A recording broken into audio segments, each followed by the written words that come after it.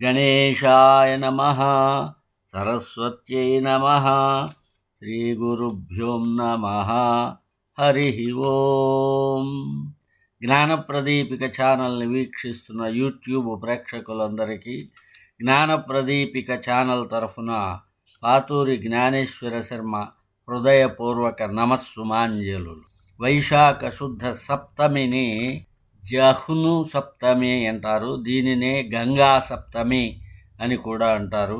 ఈ సందర్భంగా గంగా నామకీర్తన, గంగా స్మరణ, గంగా దర్శనము, గంగా వందనము, గంగాజలాన్ని తాగటం, గంగా స్నానము, గంగలో అస్థికల యొక్క నిమజ్జనము, వీటి ఫలితములను గురించి తెలుసుకుందాం.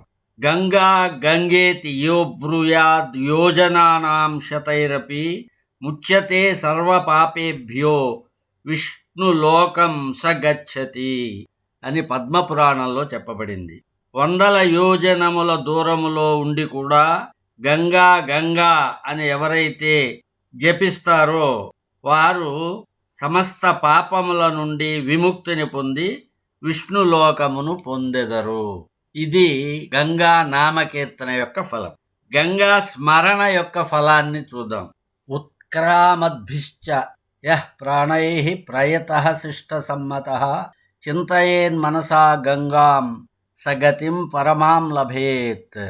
ప్రాణము పోయే సమయంలో మనస్సులో గంగను స్మరిస్తే వారికి ఉత్తమ గతులు అంటే మోక్షము లభిస్తుందని మహాభారతంలో చెప్పబడింది. గంగేతి స్మరణాదేవ క్షయం యాతి చ పాతకం కీర్తనాదతి పాపాని దర్శనాత్ గురు కల్మషం. గంగ స్మరణము చేత పాతకములు నశిస్తాయి, కీర్తనము చేత అతి పాతకములు నశిస్తాయి, దర్శనము చేత మహాపాతకములు కూడా నశిస్తాయి అని పద్మపురాణంలో చెప్పబడింది. ఏ స్మరిష్యంతి లోకే అత్ర జాహ్నవీతి సకృన్మునే నతేషాం ప్రభవిష్యంతి పాపాని దుఃఖమేవవా. గంగా జహ్ను మహర్షితో చెప్తోంది, ఓ మహర్షి, ఈ లోకంలో ఎవరైతే జాహ్నవి నామాన్ని ఒక్కసారైనా స్మరిస్తారో వారి పాపములన్నీ నశిస్తాయి, వారికి దుఃఖములంటూ కలగవు అని మహాభారతంలో చెప్పబడింది.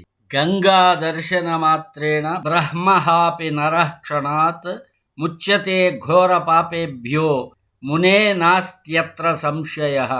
దర్శనాత్ కృతకృత్యాశ్చ గంగాయాః సర్వదేవతాః ఋషయశ్చ మహాత్మానో మానవానాం తు కా కథా సంపర్కేణాపి యో గంగాం సంపశ్యతి మహామతే న సోపి యమదండ్యః స్యాత్ కృతపాప సహస్రకః. మహాదేవుడు నారదునితో చెప్తున్నాడు, ఓ ముని, బ్రహ్మహత్యలు చేసేవారైనా సరే గంగని దర్శించిన మాత్రం చేత క్షణంలో వారి పాపములన్నీ నశించి ముక్తిని పొందుతారు. ఇందులో సందేహం లేదు.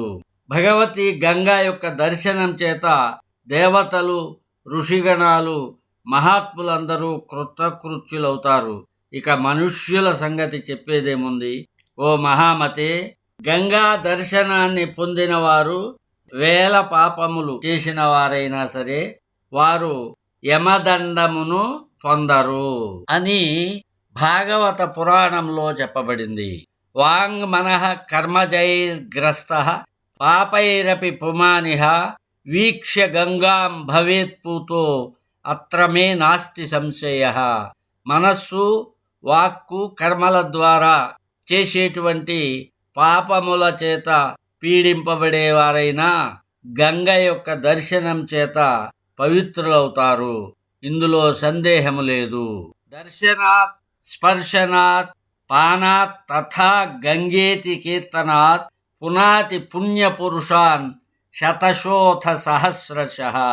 ఎవరైతే గంగా యొక్క దర్శనము, స్పర్శనము, గంగా జలమును పానము చేయటము, గంగా అనే నామాన్ని కీర్తిస్తారో వారు తమ యొక్క 100,000 వెనుకటి తరముల వారిని కూడా పవిత్రులను చేస్తారు అని అగ్నిపురాణంలో చెప్పబడింది.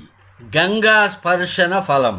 గంగోర్మిభిరధో దిగ్ధ పురుషం పవనో యదా స్పృశతే సో అస్య పాప్మానం సద్య ఏవాపకర్షతి. గంగా తరంగములను తాకుతూ వచ్చే వాయువులు ఏ మనుజుని శరీరాన్ని స్పర్శిస్తాయో ఆ క్షణంలోనే అతని యొక్క పాపములన్నీ నశించిపోతాయి అని మహాభారతంలో చెప్పబడింది. సప్తావరాన్ సప్తపరాన్ పితృంస్తేభ్యశ్చ ఏ పరే పుమాంస్తారయతే గంగాం వీక్ష్య స్పృష్ట్వావగాహ్య చ. గంగా యొక్క దర్శనము, గంగాజలము యొక్క స్పర్శనము, గంగా నదిలో స్నానము చేయటం, ఆ విధంగా చేసిన మనుజుల యొక్క 7 వెనుకటి తరములు, 7 తర్వాతి తరముల పితరులు, వారి సంతానము కూడా ఉద్ధరింపబడతారు, అంటే మోక్షమును పొందుతారు అని మహాభారతంలో చెప్పబడింది. ఆగత్య ప్రణమే దేవీం యస్తు భక్త్యా సమాహితః శరీరం సార్థకం తస్య నృషు జన్మచ సార్థకం ధన్యాశ్చ పితరస్తస్య సతు ధన్యతమః స్మృతః న తస్య విద్యతే పాపం నాపి మృత్యుభయం తథా. ఎవరైతే గంగానది సమీపానికి వెళ్ళి భక్తిపూర్వకంగా గంగాదేవికి వందనం చేస్తారో వారి శరీరము, వారి మానవ జన్మ ధన్యం. వారి యొక్క పితరులు ధన్యులు, వారు ధన్యతములు అని చెప్పబడింది. వారికి పాపం అనేది అంటదు, మృత్యుభయం అనేది ఉండదు అని మహాభాగవతం పురాణంలో చెప్పబడింది. యథా సురాణామృతం పితॄణాం చ యథా స్వధా సుధా యథా చ నాగానాం తథా గంగాజలం నృణాం. ఏ విధంగా అయితే దేవతలకు అమృతము, పితరులకు స్వధ, నాగులకు సుధా తృప్తినిస్తుందో అదేవిధముగా మనుష్యులకు పూర్ణ తృప్తిని ఇచ్చేది గంగాజలము.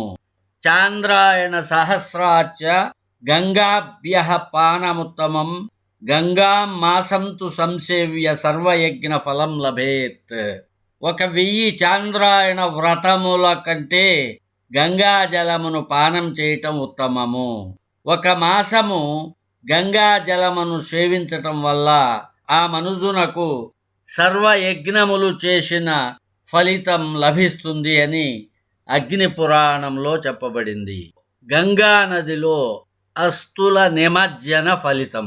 యావదస్థి మనుష్యస్య గంగా తోయేషు తిష్టతి తావద్వర్ష సహస్రాణి స్వర్గలోకే మహీయతే. మానవుని యొక్క అస్తులు ఎంతకాలము గంగా నది జలములలో ఉంటుందో అన్ని వేల సంవత్సరముల వరకు అతడు స్వర్గలోకంలో ప్రతిష్ఠితుడై ఉంటాడు అని మహాభారతంలో చెప్పబడింది. అందరినీ సర్వపాపముల నుండి విముక్తులు చేయవలసినదిగా ఆ గంగామాతను ప్రార్థిస్తూ స్వస్తి ప్రజాభ్యః పరిపాలయంతాం న్యాయేన మార్గేణ మహిం మహీషః గోబ్రాహ్మణేభ్యః శుభమస్తు నిత్యం సమస్తలోకాః సుఖినో భవంతు. ఓం శాంతి శాంతి శాంతి.